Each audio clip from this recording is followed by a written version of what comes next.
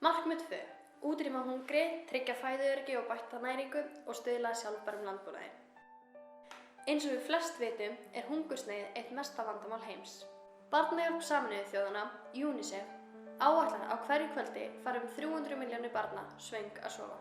Á hverju ári verða mörg hundruð milljónir manna fyrir næringarskorti. En næringarskortur það þegar líkaminn fær ekki ákveðin næringarefni og fæðu. Mikill árangur náðist með tilkomi þúsaldarmarkmiða Sameinuðu þjóðanna við að minnka hungur og næringarskort.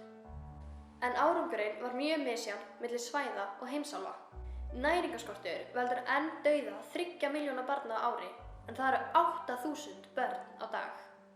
Þessu þarf að útrýma.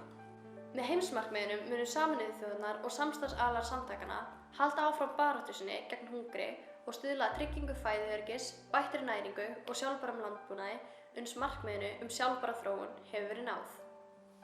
Og ekki gleyma, við ætlum að útrýma hungri fyrir árið 2030. Ef þið viljið vita meira um markmiðin, endilega kíkið inn á un.is.